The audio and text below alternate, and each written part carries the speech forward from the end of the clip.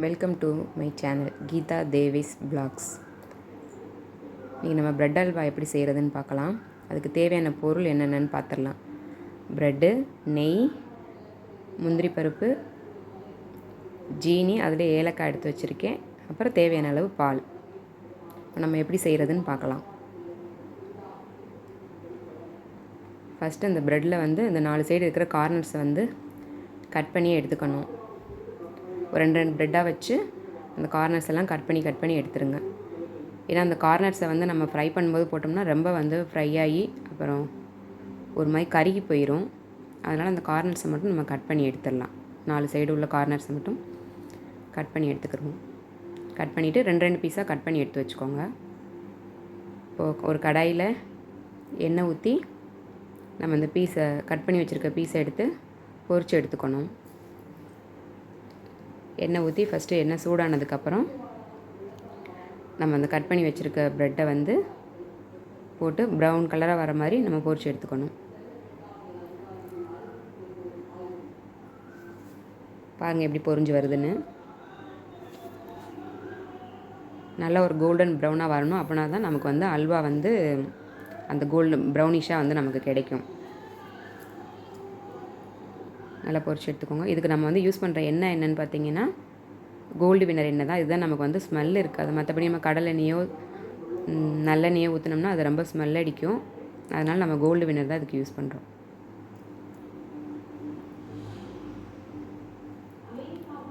இந்த மாதிரி பெரட்டி போட்டு நம்ம பொரிச்சு எடுத்துக்கணும்.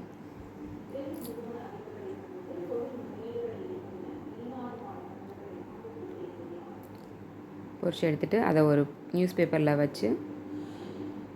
எடுத்து வச்சுக்கோங்க. அப்போ தான் அதில் இருக்கிற எண்ணெயெல்லாம் நமக்கு ட்ரை ஆகும்.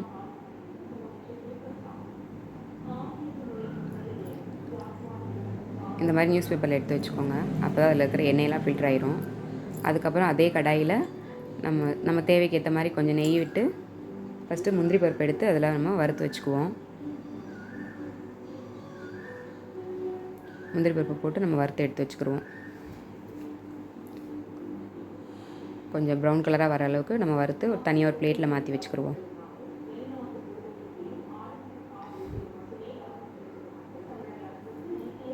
கொஞ்சம் டைம் எடுக்கும் முந்திரி பருப்பு. ரொம்பவும் கருக விட்டுறாதீங்க. முந்திரி பருப்பை கொஞ்சம் கோல்டன் ப்ரௌன் ஆகிற அளவுக்கு வறுத்துட்டு அது தனியாக ஒரு பிளேட்டில் மாற்றி வச்சுருவோம். பாருங்கள், தனியாக பிளேட்டில் மாற்றி வச்சுட்டேன். மறுபடியும் அதே கடாயில் நம்ம இப்போ ஜீனி பாகு ரெடி பண்ணணும். அதுக்கு நான் 2.5 டம்ளர் தண்ணி ஊற்றிருக்கேன். 2 டம்ளர் தண்ணி ஊற்றி லைட்டாக சூடானதுக்கப்புறம் அதில் நான் ஒரு 300 கிராம் ஜீனி சேர்த்துருக்கேன். சுகர் சேர்த்துருக்கேன்.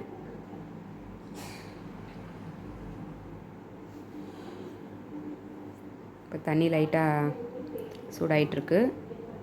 இப்போ நம்ம அதில் ஜீனி ஆட் பண்ண போகிறோம். ஜீனி ஆட் பண்ணியாச்சு. 300 கிராம் ஜீனி சேர்த்துருக்கேன். 100 கிராம் டம்ளர் அளவில் நான் 300 கிராம் ஜீனி சேர்த்துருக்கேன். இப்போ நமக்கு கம்பி பதம் தேவையில்லை. ஜீனி கரைஞ்சி லைட்டாக கொதி வந்தால் போதும். அதுக்கப்புறம் நம்ம பொரிச்சு வச்சுருக்க இந்த ப்ரெட்டை எடுத்து எல்லாத்தையும் அதில் ஒன்று ஒன்றா போட்டு நல்லா வேக விடணும். இப்படி ஒன்று ஒன்றா எடுத்து போட்டு கொஞ்சம் நல்லா அந்த ஜீனி சிரப்லேயே நல்லா வேகணும். ப்ரெட்டு நல்லா கட்டி இல்லாமல் கரைச்சிடணும்.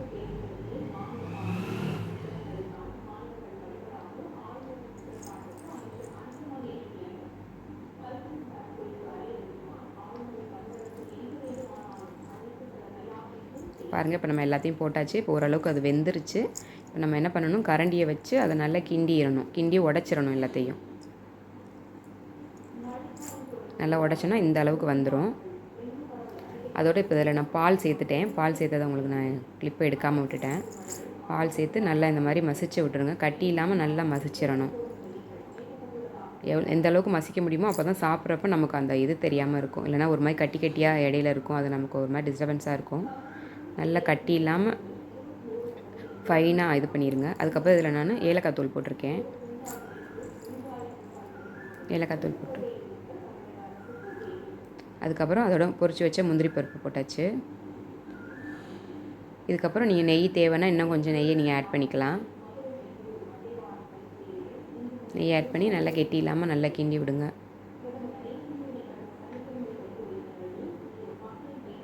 நல்லா எந்த அளவுக்கு கிண்டிங்கன்னா தான் அந்த அல்வா பதம் நமக்கு கிடைக்கும். இப்போ பாருங்கள், நமக்கு ப்ரெட் அல்வா ரெடி ஆயிடுச்சு. இந்த வீடியோ பிடிச்சிருந்தால் லைக் பண்ணுங்கள், ஷேர் பண்ணுங்கள், கமெண்ட் பண்ணுங்கள், மறக்காமல் சப்ஸ்கிரைப் பண்ணுங்கள். தேங்க்யூ.